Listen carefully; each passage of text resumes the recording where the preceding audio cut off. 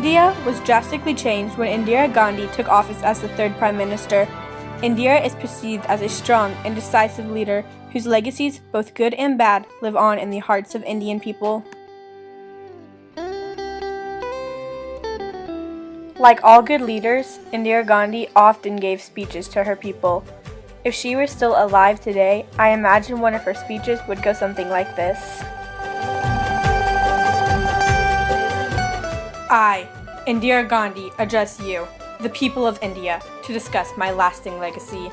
You have named me Mother India, Iron Woman, and the Woman of the Century, among many great other titles.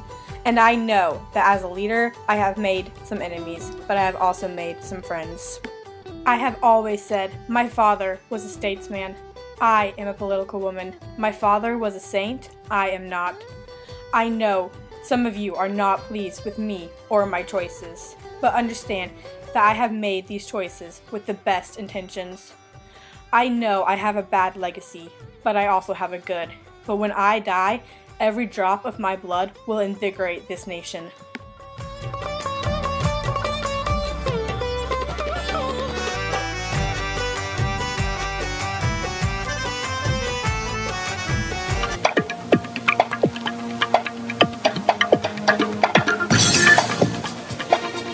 एक एक खून का खतरा जितना मेरा है, वो एक एक खून एक भारत को जीवित करेगा।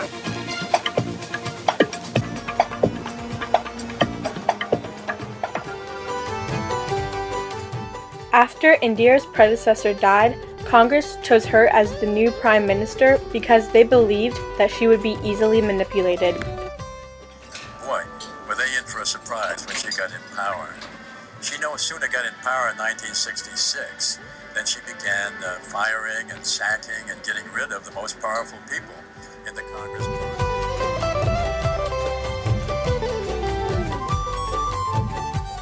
I think Indira's impact on the Indian history, good and bad. Indira's biographer goes on to say that even though India did not always agree with her decisions, the general population never lost faith in her. Indira is best known for the Indian state of emergency.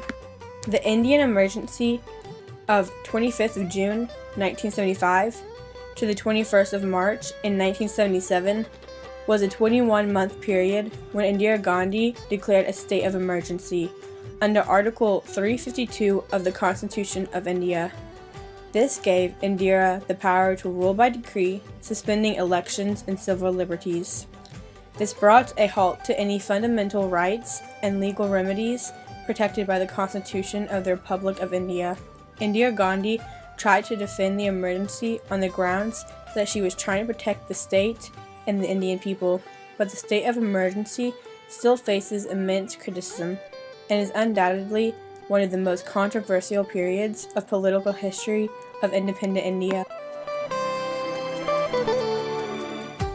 Prime Minister Gandhi is also widely known for her role in Operation Blue Star.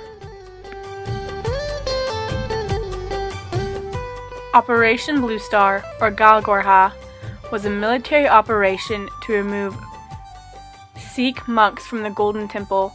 Mrs. Gandhi ordered the removal because she felt that these monks were a danger to India and its people.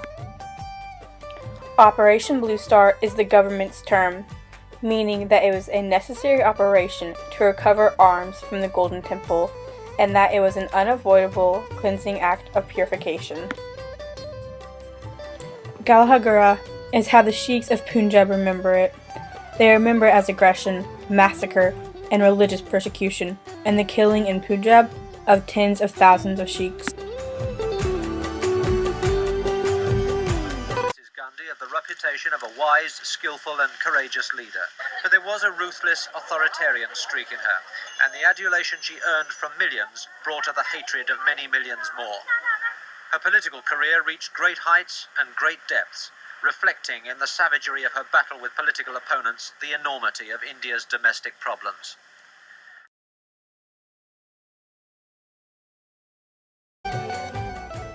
Although Indira's legacy is both good and bad, she is more often remembered for the bad than the good.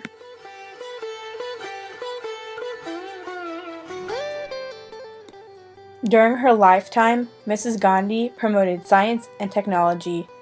India sent the first satellite into space in 1971. Indira also improved relations with the Soviet Union and China.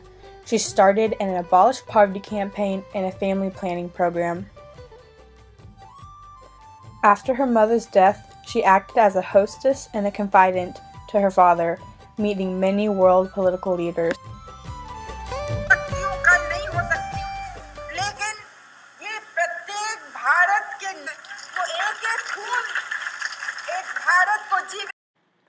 In this speech, Indira is saying, "We all have to worry for our good.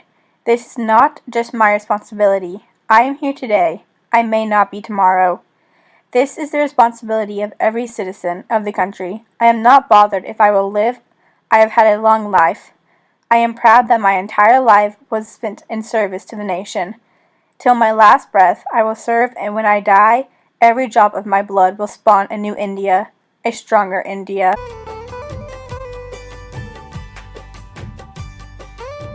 A reporter from India Today says, "No one can overshadow anyone's legacy. Indira Gandhi, on her own, has contributed to the country, which they can never forget. No single leader, no single government can ever make people forget the legacy and the contribution of any such great leaders."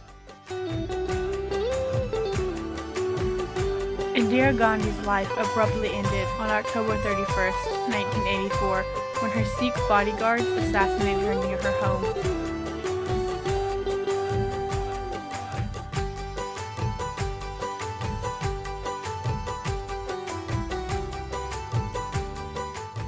Prime Minister Gandhi's legacy taught me that a leader can be nice and caring and giving, or a leader can be determined and decisive and strong, but that a good leader has all of these qualities. Every part of my research points to the fact that Indira had a bad legacy. But I choose to believe that her positive works in India will always outweigh any negatives.